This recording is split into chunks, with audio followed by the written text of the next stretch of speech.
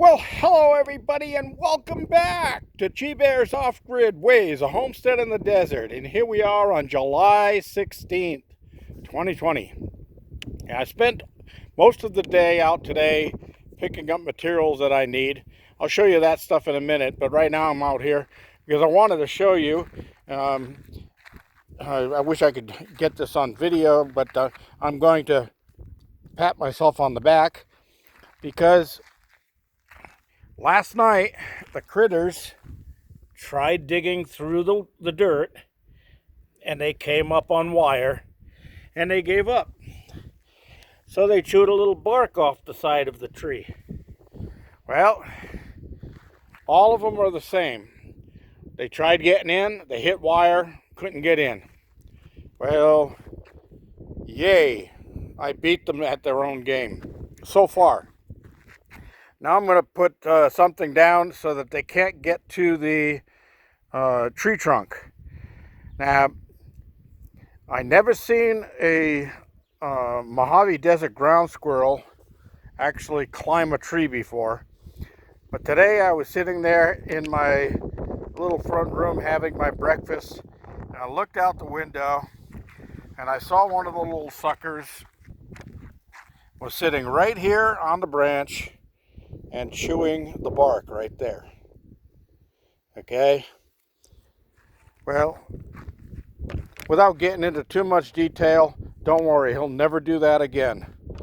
And for all you other ground squirrels out there in the Mojave Desert, especially around G-Bear's homestead, I want to warn you that mulberry trees will kill you. I mean, if you eat any part of a mulberry tree, you will die of instantaneous lead poisoning, and it goes right to your head. So stay clear of those mulberry trees, all you desert ground squirrels. Got it? All right. So, enough said on that.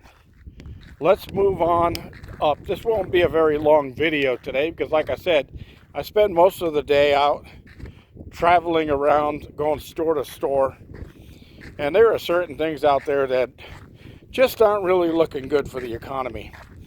I mean, there's a lot of stuff that you just can't buy anymore.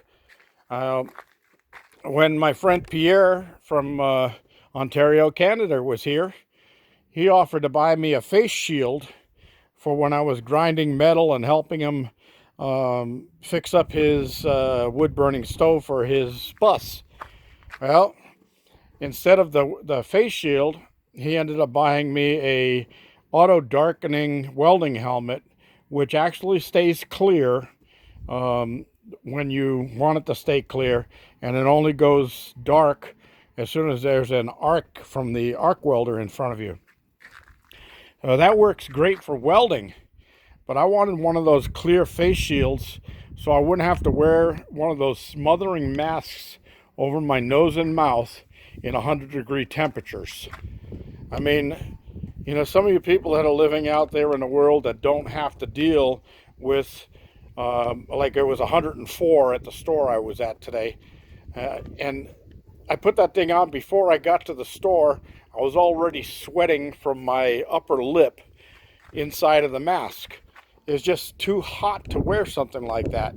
And then that hot air and the moisture leaches out under the mask, and of course it fogs up your glasses. What a pain. So I was thinking, well, I'm going to get me one of those face shields because I see everybody in the news department wearing those things. So maybe that'll make it easier to breathe. You can't find one of those anywhere. And I got to thinking, you know what?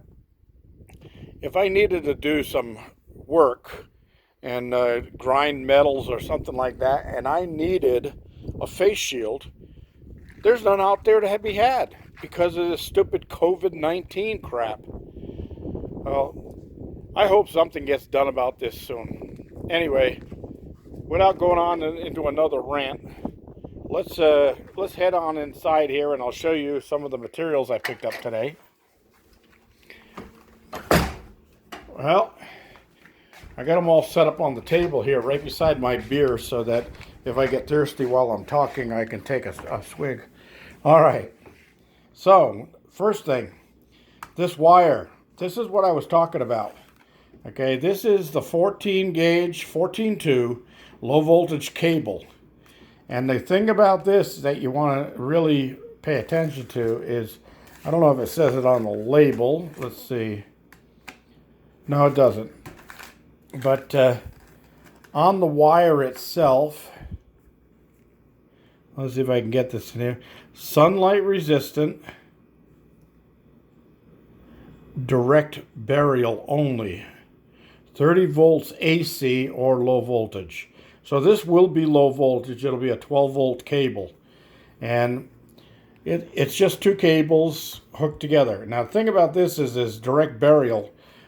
This is for your Malibu lights, landscape lighting, things like that.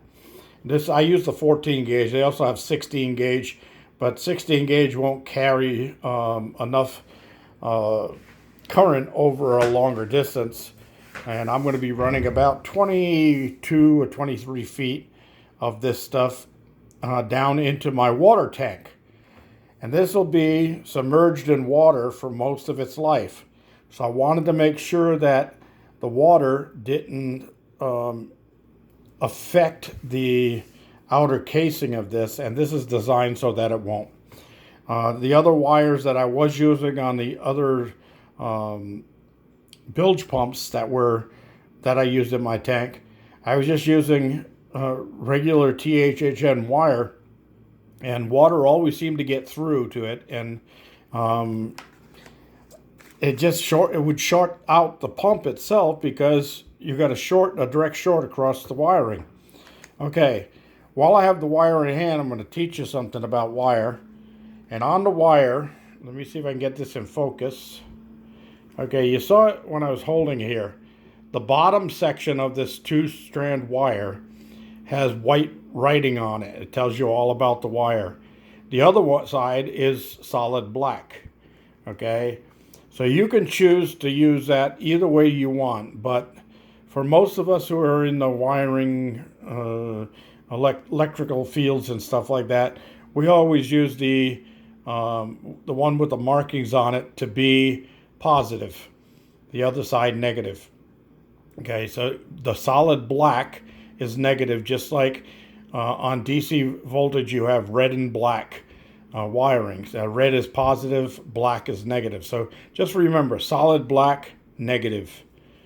Have the lettering on it, just consider that one to be the red wire. So that way when you take a whole length of this, like I said, I'm going to go 20 something feet, you don't have to guess at the other end or try to meter it out and find out what side is positive, what side is negative. It runs all the way through the whole wiring with that lettering on there. So you can't mess up. Okay, so lesson learned, right? All right. Now this stuff is really good for doing stuff like these in the tank pumps. Next, we're going to use, when I make the connections from here to the bilge pump that's going to be down inside of the water, I'll be using these. Okay, these are waterproof connectors. These are actually designed for this type of wire.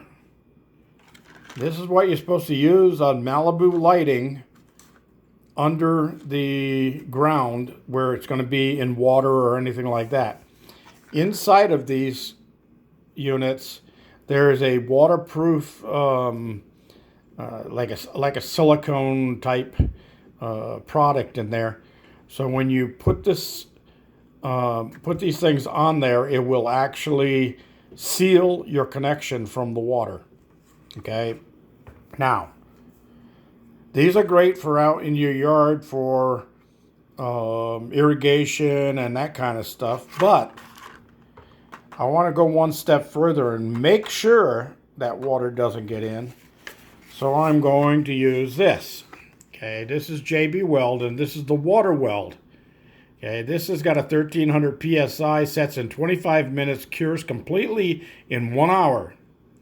And it'll cure underwater. It'll set underwater. You can use this on fiberglass, PVC, plastic, copper, brass, iron, aluminum, as it says on the package. Now here's the thing that you want to pay attention to. Down here, drinking water safe. Because this is going to go into my water tank that I use here in the cabin. I don't want to be adding chemicals to my water down there. So this is an important part of this product. Make sure you look for that drinking water safe before you use that in your water that you're going to be using for consumption. Okay. Now this is a specially formulated epoxy putty. So when you squeeze this out of here, it's got a core down the center of one color, a part of the epoxy, and then the whiter out that's got a different color. And you tear off as much as you need and kind of work it together with your fingers, knead it together. And then when it all becomes the same color, which is like an off-white on this one, then you can wrap it around this whole fitting, seal around the base, seal around the wiring, squeeze it right in there nice and tight, and then just let it sit out there for an hour or two. And it'll be completely dry and completely waterproof. And you don't have to worry about water getting across these two contacts and shorting. Okay? So let's move on. Next, these are the misters that I ordered, and they're in 1/2-inch PVC couplers, and they're designed with the units already threaded in here. You can unthread these. You see how they go? They thread right in there. Now, when you put this thing together, before you turn water on and run it through here, you're going to want to take all of these tips out and let the water flow through and squirt out of the tees. So if there's any extra glue or anything like that from gluing these things, any dirt, dust, or anything that's in there, you want to flush that all out of the system before you put these little micro spray heads back in. Because these things, I don't know if you'll be able to get a look at it, but you can see that little tiny hole right in the center. That thing is really, really tiny. I mean, that is like the tip of the point of a common pin that people use in sewing and stuff like that.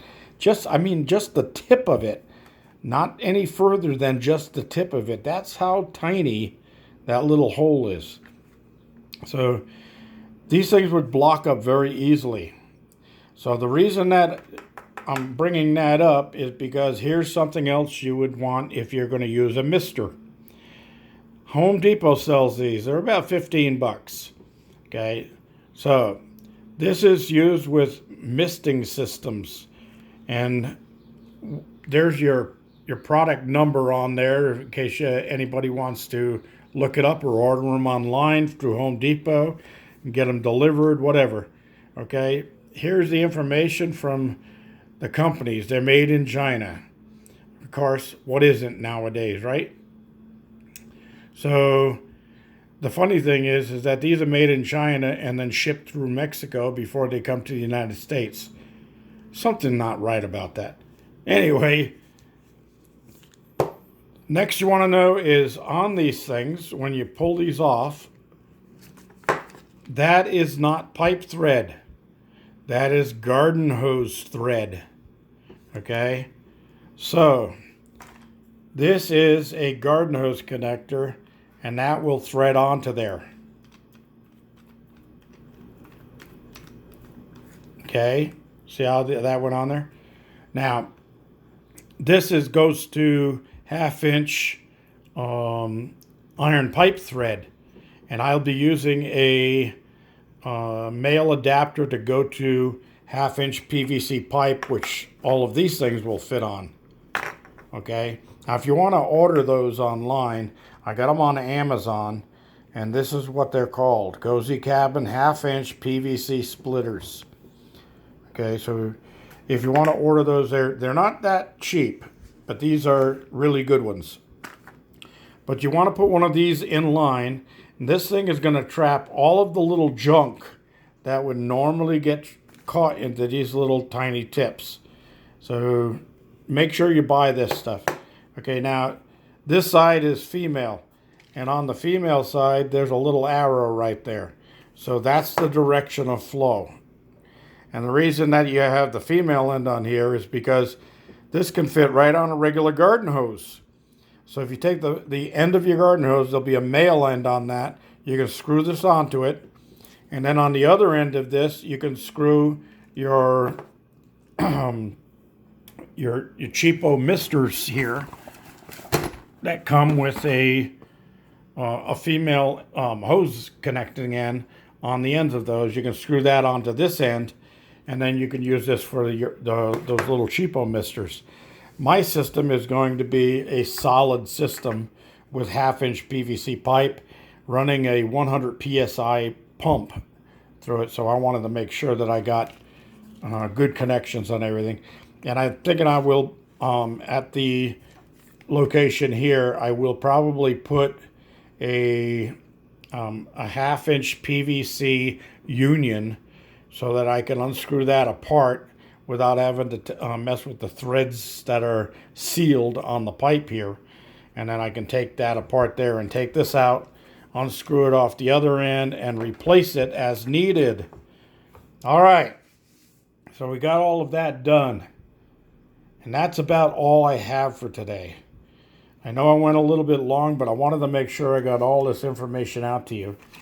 So remember, dry cons are what you want for making your connection if you're going to be going underwater with them. You want to make sure, double sure that it's not going to leak. Get yourself some water weld from JB Weld and seal the outsides of that. Make sure your wire says burial, direct burial. Okay, that means that the outside casing of this can sit in moist dirt for years and years and years and years without water getting through to the wiring. So that's what you want to buy if you're doing something like what I'm doing on mine. All right, everybody, that's all there is for today. I will cut this one off. I thought it was going to be a short video. We're already up all over 17 minutes. G-Bear reminding you, hey, give me a thumbs up down there, please. Subscribe. Subscriptions are absolutely free, and no, I will not spam you if you subscribe. If you don't feel like getting notified of every video that I post, don't click the little bell icon after you click subscribe. But if you do want to make sure you don't miss it, when you click subscribe, get ready, because it only shows up for a few seconds. A little bell icon will jump up and says notifications. Click on that. And every time I post a new one to the channel, you'll get an email saying, hey, G Bear just posted a new video. And that's the only spamming you're going to get. All right. G Bear signing off.